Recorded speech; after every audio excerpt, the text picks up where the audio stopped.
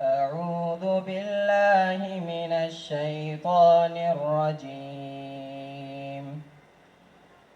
بسم الله الرحمن الرحيم.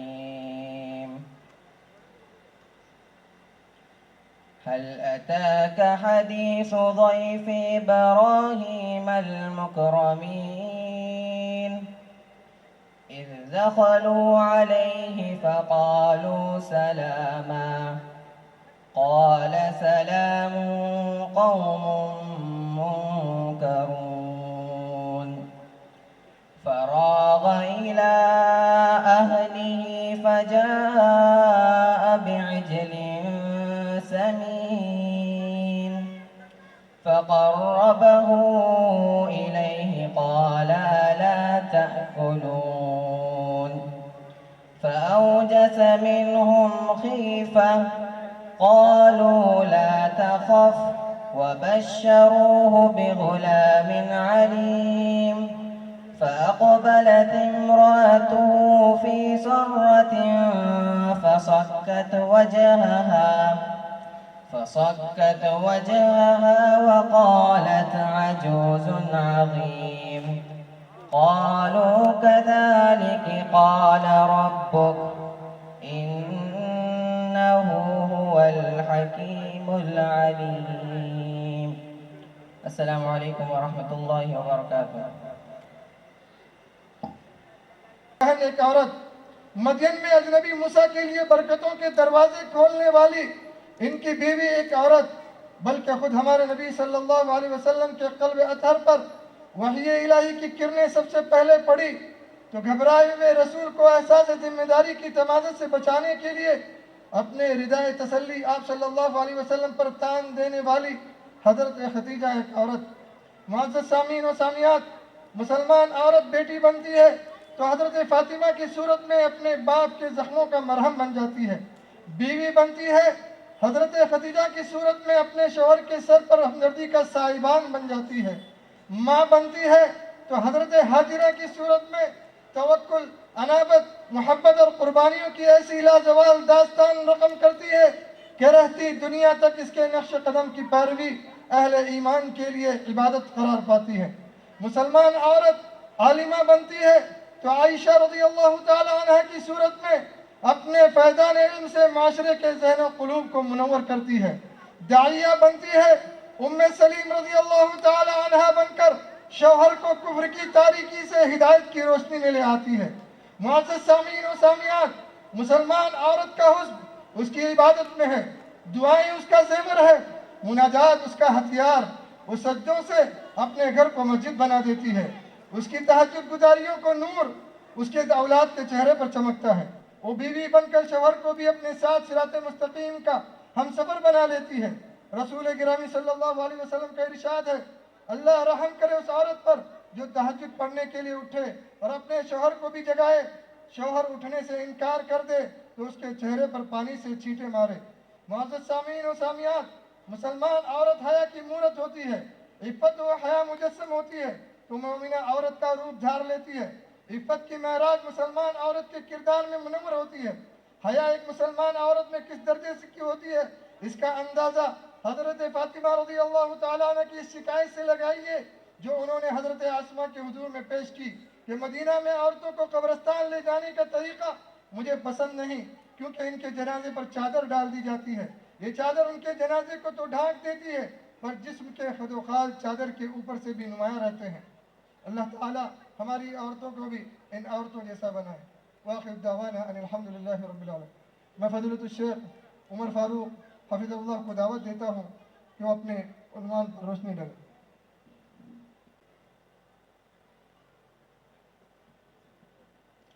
الحمدللہ رب العالمین، صلی اللہ وسلم وبارک علی عبدہ ورسولہ محمد وعلی آلہ وصحبہ اجمعین وعلی من تبعہم بإحسان الی یوم الدین. اما بعد، صدر اجلاس، اسٹیج پر تشریف فرما معزز علماء کرام، آپ تمام شرکاء اجلاس، سب سے پہلے میں اللہ سبحانہ وتعالیٰ کی حمد بیان کرتا ہوں جس نے ہم سب کو اس کے دین کی باتیں سننے کے لیے یہاں جمع کیا اسی کے لیے حمد ہے، ثنا ہے، دنیا میں آخرت میں، ابتدا میں انتہا میں، جس کے علاوہ کوئی معبود برحق نہیں۔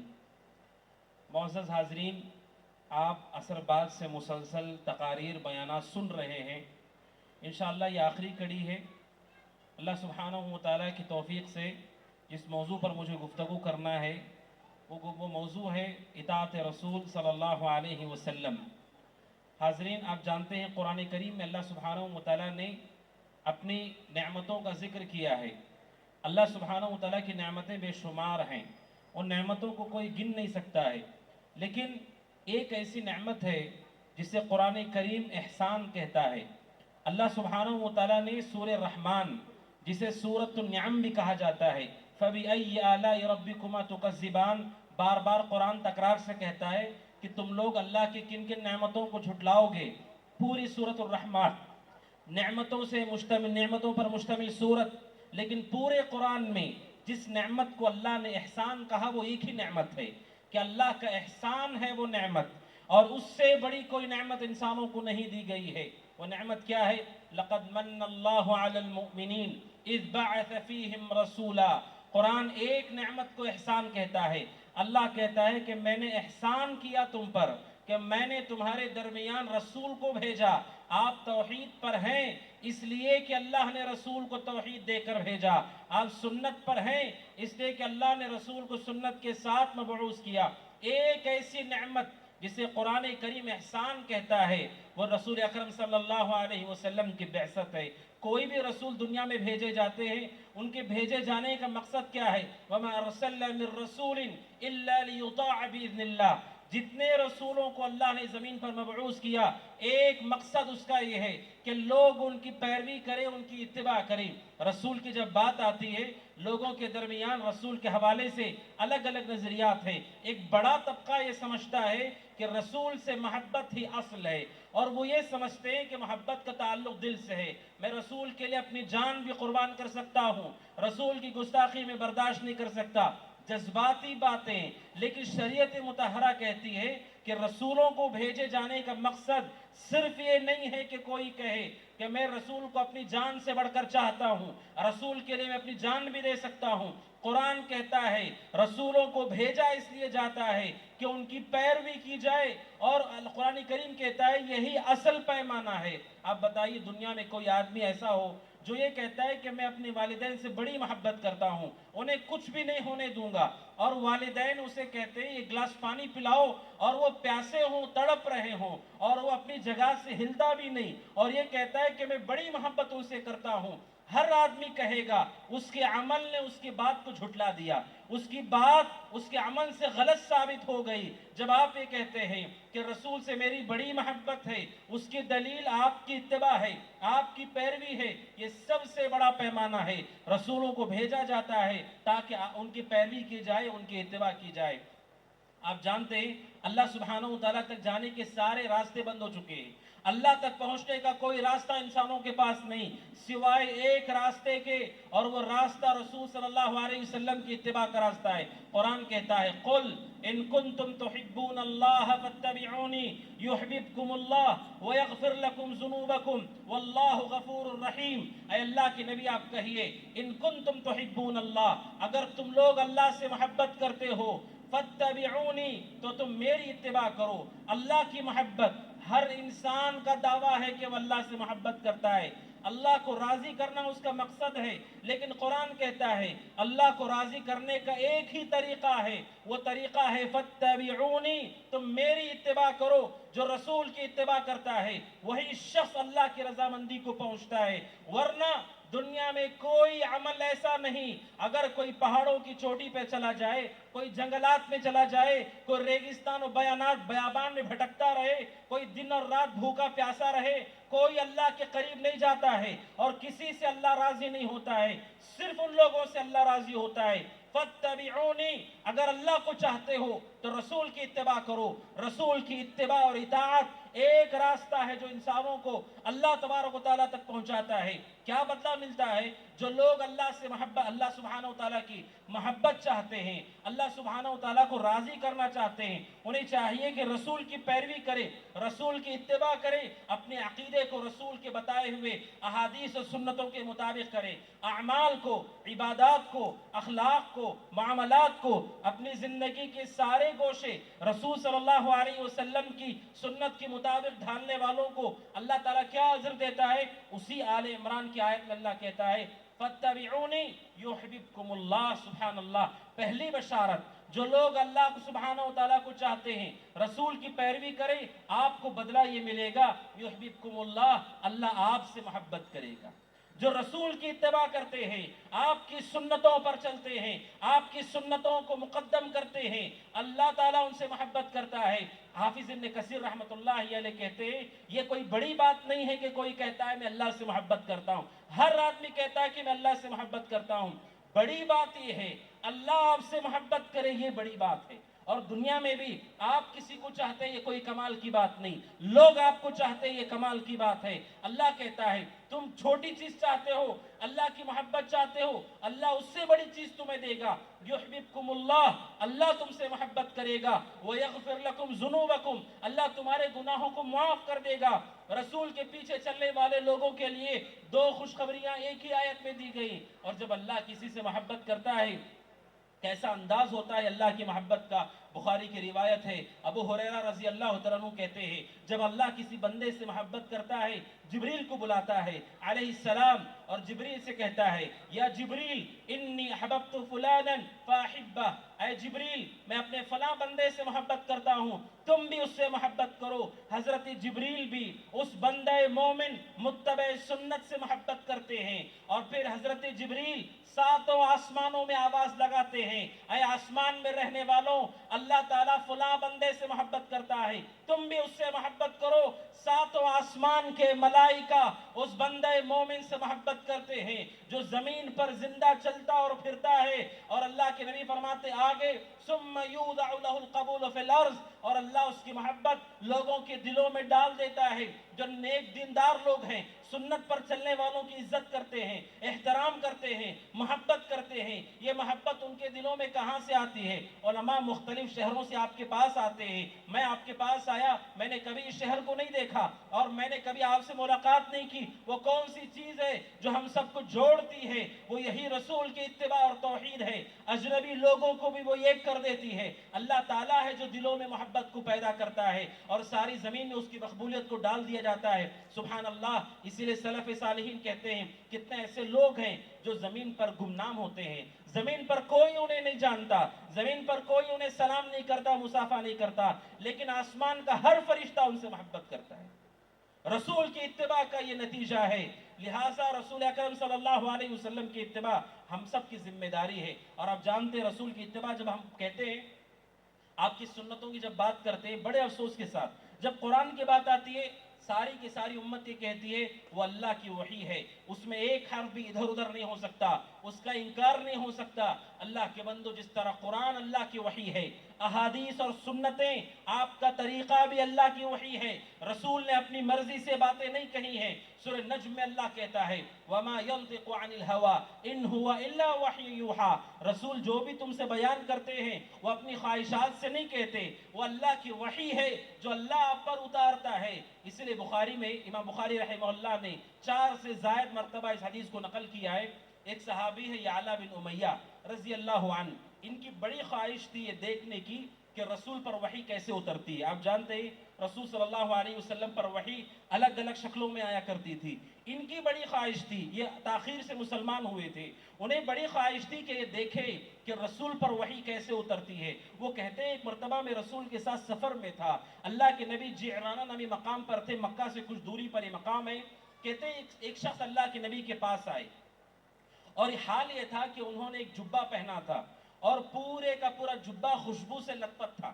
اور آ کر کے انہوں نے اللہ کے رسول سے سوال کیا کہ اللہ کے نبی میں نے عمرہ کرنے کی نیت کی ہے اور میں نے عمرہ کرنے کی نیت کی ہے، اور اب جانتے حالت احرام میں سلا ہوا کپڑا نہیں پہن سکتے، خوشبو نہیں لگا سکتے، مگر جو سوال کرنے کے لیے آئے تھے جبہ بھی پہنا ہوا تھا اور پورا جبہ خوشبو میں لت پت تھا کہ اللہ کے نبی اب میرا کیا معاملہ ہے، میں کیا کروں، کیا عمرہ کو مکمل کروں؟ اور ان کا احرام جبہ وہ پہنے ہوئے تھے۔ کہتے ہیں حضرت یعلا بن امیہ رضی اللہ عنہ، اللہ کے نبی خاموش ہو گئے۔ حضرت عمر رضی اللہ تعالیٰ عنہ نے اللہ کے نبی کو فوراً کپڑے سے چھپا دیا۔ اس کا مطلب یہ آسمان سے وحی اترنے والی ہے۔ حضرت یعلا بن امیہ کہتے ہیں رضی اللہ عنہ، اللہ کے نبی کے چہرے کو ڈھک دیا گیا کپڑے سے۔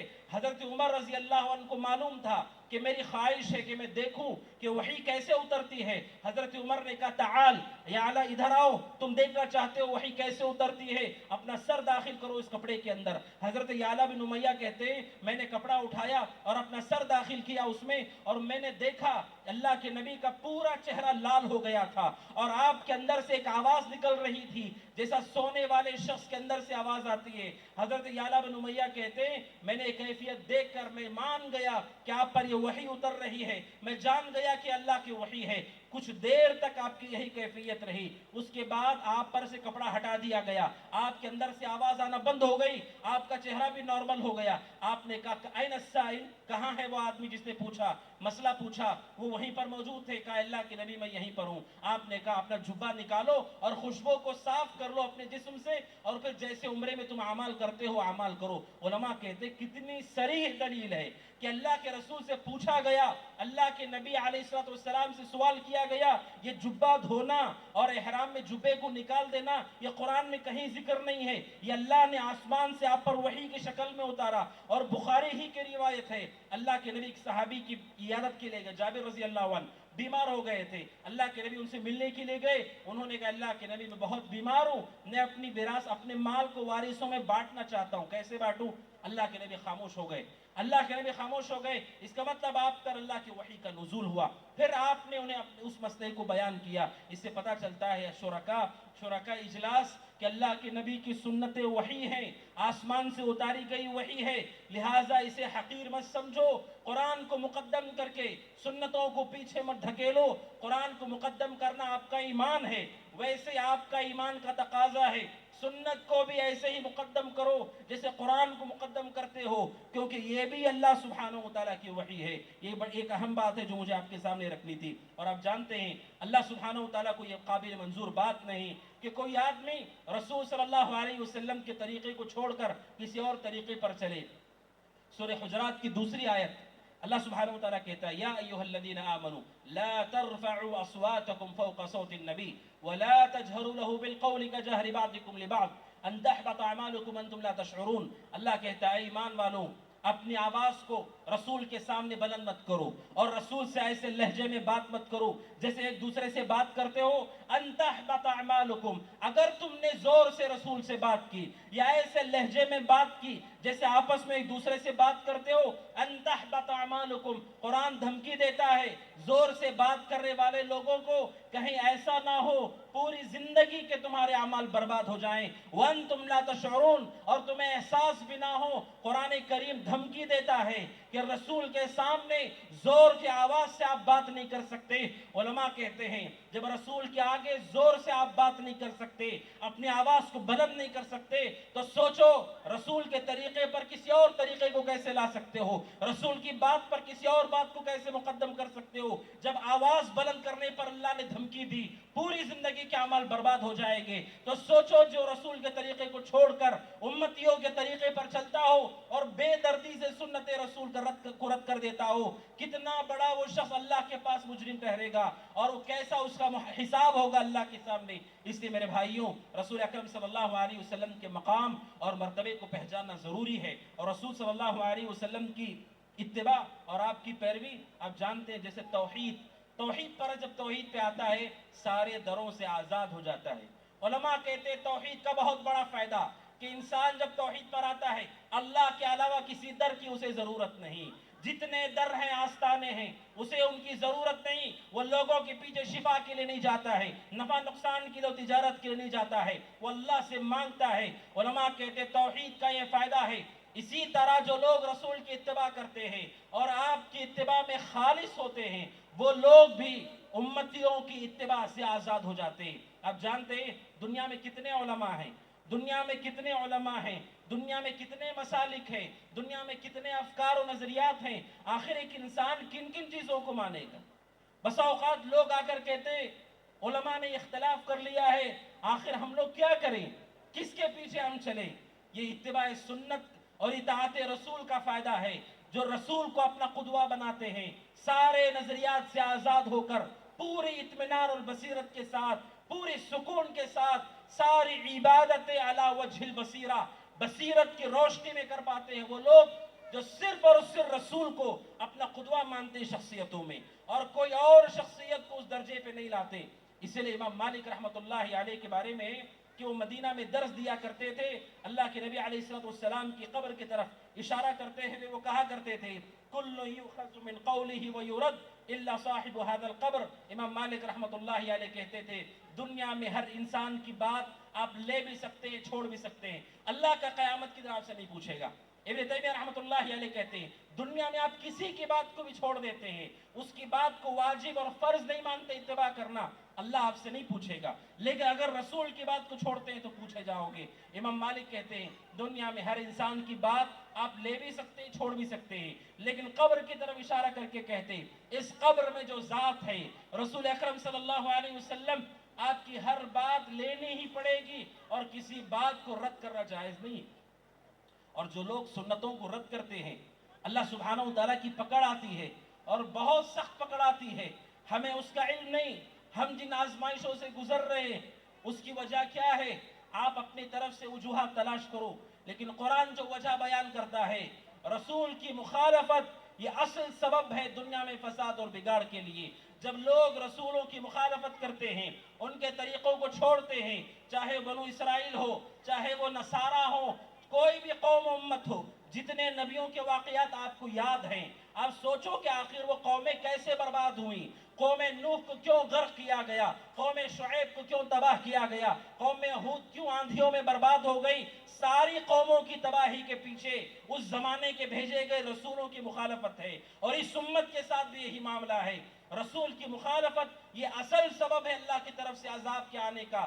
صحیح مسلم کی روایت ہے، سلمہ بن اکوع رضی اللہ عنہ کہتے ہیں ایک آدمی نبی اکرم صلی اللہ علیہ وسلم کے سامنے اپنے لیفٹ ہینڈ سے کھا رہا تھا، اپنے بائیں ہاتھ سے کھا رہا تھا، اللہ کے نبی نے اس سے کہا کل بیمینک، سیدھے ہاتھ سے کھاؤ، سیدھے ہاتھ سے کھاؤ، جس سنت کو ہم معمولی سمجھتے ہیں، اور ہوٹلوں پر چوراہوں پر پوری شان سے اپنے بائیں ہاتھ سے اٹھا کر گلاس کو اور مشروبات کو ہم پیتے ہیں، اللہ کے نبی نے اس آدمی سے کہا کل بیمینک، سیدھے ہاتھ سے کھاؤ، سیدھے ہاتھ سے کھاؤ۔ اس آدمی نے کہا لا استطیع، میں نہیں کھا سکتا، لا استطیع، میں نہیں کھا سکتا۔ سلمہ بن اکوع کہتے رضی اللہ عنہ حقیقت میں متکبر انسان تھا، وہ کھا سکتا تھا، لیکن رسول کے منہ پر کہتا ہے کہ میں نہیں کھا سکتا۔ کہتے ہیں سلمہ بن اکوع تکبر کی وجہ سے رسول اکرم صلی اللہ علیہ وسلم نے کہا لستطعت، اللہ کرے کہ تو کھا نہ سکے، اللہ کرے کہ تو کھا نہ سکے۔ سلمہ بن اکوع کہتے رضی اللہ عنہ وہ شخص پوری زندگی اپنا سیدھا ہاتھ منہ تک نہیں اٹھا سکا، پوری زندگی اللہ نے اس کے ہاتھ کو عیب دار بنا دیا۔ علماء کہتے اللہ کی پکڑ اتنی سخت اور اتنی جلد آتی ہے رسول کی سنتوں کی مخالفت پر کہ ہمیں اس کا علم نہیں ہوتا ہے۔ لہٰذا حاضرین، نبی اکرم صلی اللہ علیہ وسلم کی سنت یہ ہم سب کے لیے قابل اتباع، اور یہی وہ راستہ ہے جس سے ہماری نجات ہے۔ اور اب اعمال کی جب بات کرتے ہیں، کوئی بھی عمل قبول ہوتا ہے 3 شرطوں کے ساتھ۔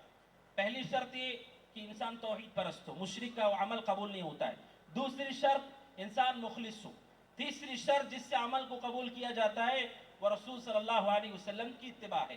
اگر کوئی عبادت رسول کے طریقے پر نہیں ہے، توحید پرست بھی ہو، اللہ اس کے عمل کو رد کر دیتا ہے، اخلاص بھرپور ہو، اللہ اس کے عمل کو رد کر دیتا ہے۔ بخاری کی حدیث ہے، حضرت برا بن عازب کہتے ہیں کہ ان کے ماموں حضرت برا بن عازب رضی اللہ عنہ اپنے ماموں کے بارے میں کہتے ہیں ابو بردہ بن نیار رضی اللہ عنہ کے بارے میں، بقرعید کے موقع پر انہوں نے کیا کیا، بقرعید کے موقع پر ان کے گھر میں مہمان آئے ہوئے تھے، صحابی نے اپنے گھر والوں سے کہا عید کی نماز سے پہلے جانور کو قربان کر دو۔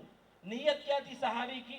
نیت یہ تھی کہ مہمانوں کی مہمان نوازی ہو، اور پڑوسیوں کو کھانا سب سے پہلے ان کے گھر سے جائے اور کھا کر اطمینان سے جائیں۔ سب سے پہلے ان کے گھر میں قربانی ہو۔ اتنی اچھی نیتوں کے ساتھ حضرت ابو بردہ نے کہا نماز سے پہلے قربانی کرو، اور ان کے گھر والوں نے قربانی کر دی۔ نبی اکرم صلی اللہ علیہ وسلم کے پاس جب مسئلہ پیش ہوا، آپ نے ابو بردہ سے کہا کہ تم نے نماز سے پہلے قربانی کر دی؟ آپ نے کہا جس شخص نے میرے ساتھ نماز پڑھی عید کی اور پھر اس کے بعد قربانی کی، فقد اصاب سنتنا، اس نے میری سنت کو پایا۔ اور آپ نے ابو بردہ سے کہا شاتو کا شات لحمن، آپ نے کہا ابو بردہ تمہاری بکری گوشت کی بکری ہے، اس پر کوئی اجر اللہ تمہیں عطا نہیں کرے گا۔ اور آپ نے حکم دیا ایک اور جانور خرید کر قربان کرو۔ علماء کہتے ہیں صحابی رسول ابو بردہ اتنی اچھی نیتوں کے ساتھ انہوں نے قربانی کی، لیکن وقت قربانی کا وہ نہیں تھا۔ رسول کا طریقہ یہ کہ نماز عید کے بعد قربانی ہونی چاہیے تھی، انہوں نے نماز سے عید سے پہلے قربانی کر لی، اللہ نے ان کی قربانی کو بھی رد کر دیا۔ علماء کہتے ہیں جب ابو بردہ کی قربانی قبول نہیں ہوئی، امت میں کسی انسان کا عمل قبول نہیں ہوگا اگر اس نے رسول کے طریقے کے مطابق عبادت نہیں کی۔ جب صحابی رسول کا عمل اللہ سبحانہ وتعالی نے قبول نہیں کیا، پھر کسی اور کے عمل کو قبول نہیں کیا جائے گا۔ میرے بھائیوں، اس لیے بنیادی شرط ہے کہ نبی اکرم صلی اللہ علیہ وسلم کے طریقے کے مطابق ہماری عبادت ہو۔ اور جب نبی اکرم صلی اللہ علیہ وسلم کی اتباع کی بات آتی ہے، صحابہ اکرام رضوان اللہ تعالی علیہ اجمعین کیسے آپ کی اتباع کرتے تھے آپ سب جانتے ہیں۔ بہت ساری مثالیں آپ نے سنی ہیں۔ ایک روایت ہے سنن ترمذی کی، حضرت عبداللہ بن عمر رضی اللہ عنہما کے بازو کوئی آدمی بیٹھا ہوا تھا، اس نے چھینک ماری اور چھینک مار کر کہا الحمدللہ والسلام علی رسول اللہ۔ چھینک مارنے کے بعد کہا الحمدللہ والسلام علی رسول اللہ۔ چھینکنے کے بعد کیا دعا پڑھتے ہیں؟ کیا دعا پڑھتے ہیں چھینکنے کے بعد؟ الحمدللہ۔ اس آدمی نے عبداللہ بن عمر کے بازو بیٹھ کر کہا الحمدللہ والسلام علی رسول اللہ۔ حضرت عبداللہ بن عمر اس کے بازو بیٹھے تھے۔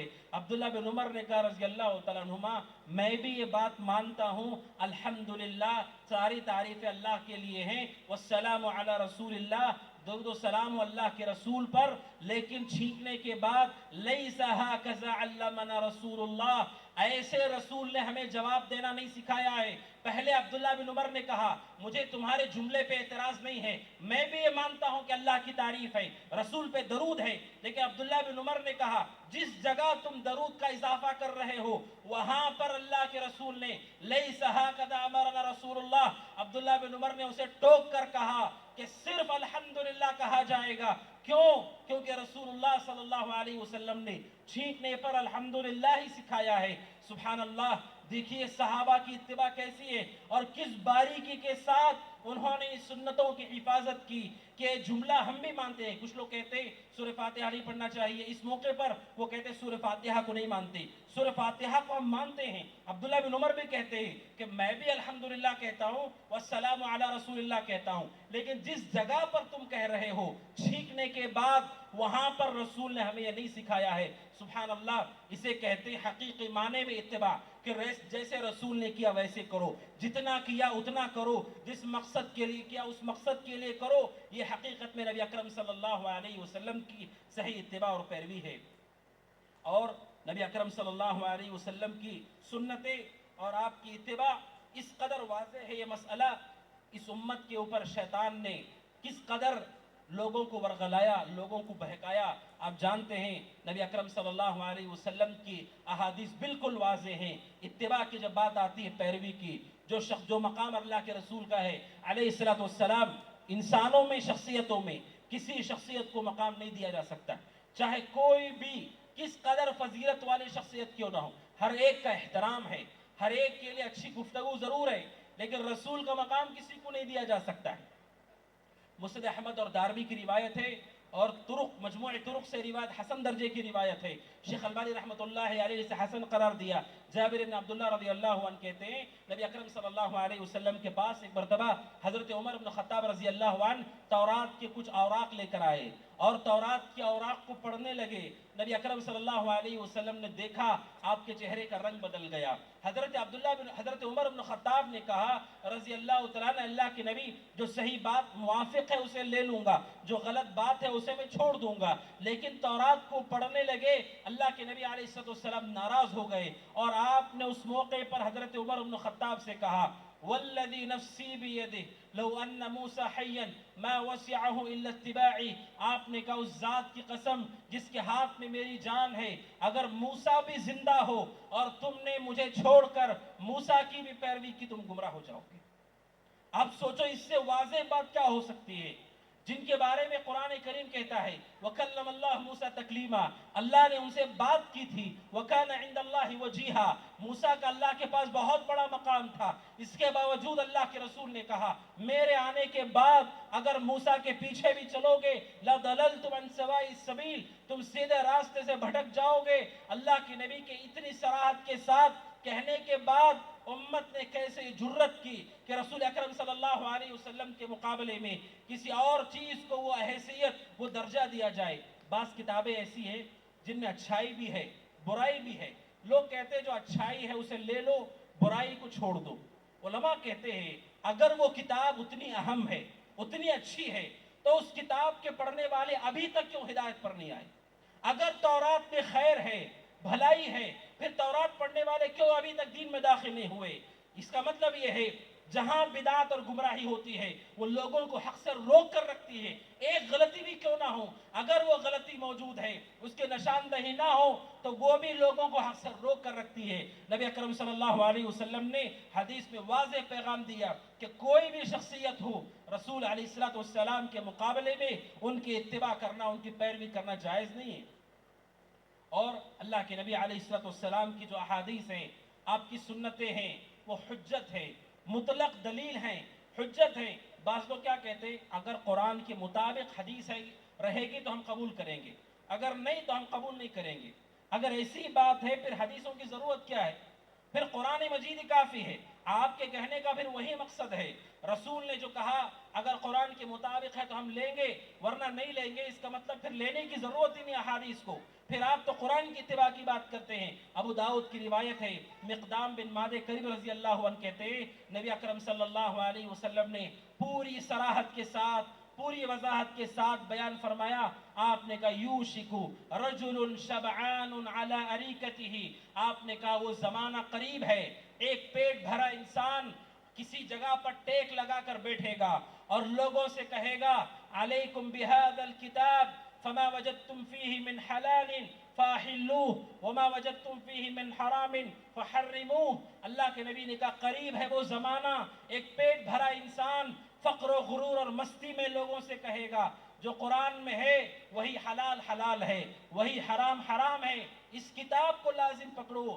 اللہ کے نبی نے کہا علیہ السلام الا خبردار ان رسول اللہ حرم کما حرم اللہ، جیسے اللہ حلال و حرام قرآن میں اتارتا ہے، اللہ حلال و حرام میرے زبان سے بھی کرتا ہے۔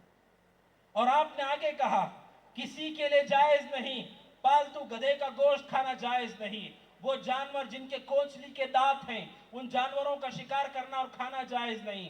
آپ نے کہا میں انہیں حرام کرتا ہوں جبکہ قرآن نے انہیں حرام نہیں کیا ہے۔ ابو داؤد کی اس روایت میں اللہ کے نبی نے پیشن گوئی کی، اور قربان جائیے اس سچے نبی پر کہ جس نبی نے پیشن گوئی کی اسی کے امت میں ایسے لوگ ظاہر ہوئے جنہوں نے قرآن مجید کو سامنے کر کے سنتوں کے درجے کو گھٹانے کی کوشش کی اور لوگوں کو یہ بتایا کہ ہم قرآن کی اتباع کرتے ہیں۔ میرے بھائیو، قرآن بھی ہدایت ہے، سنت بھی ہدایت ہے، اور سنت میں ہدایت کا زیادہ حصہ ہے۔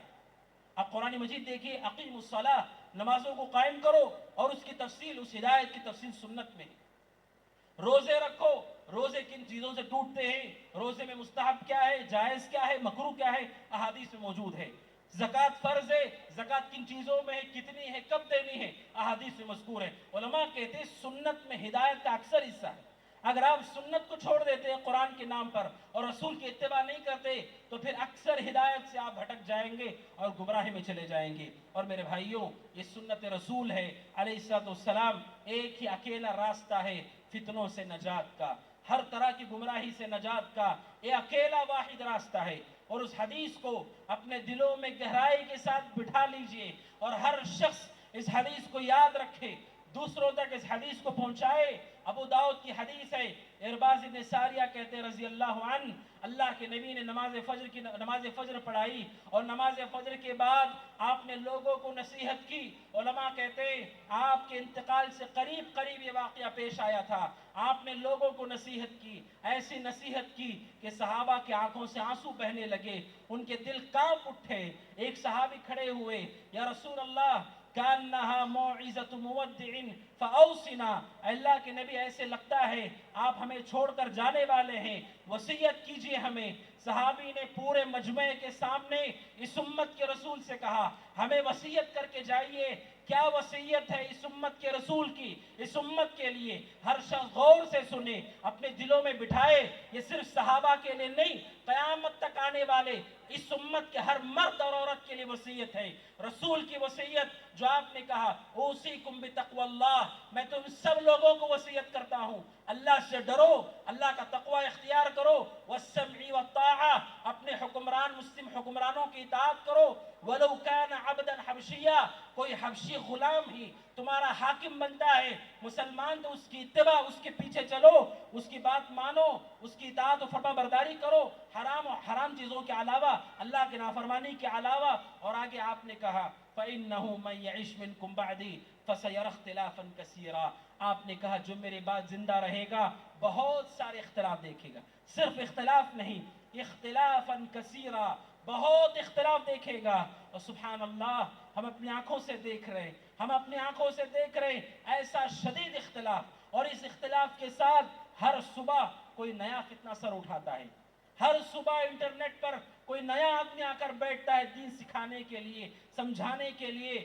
رسول اکرم نے پہلے ہی کہا کہ اس امت میں اختلاف ہوگا، شدید اختلاف ہوگا، لیکن آپ نے آگے کیا کہا؟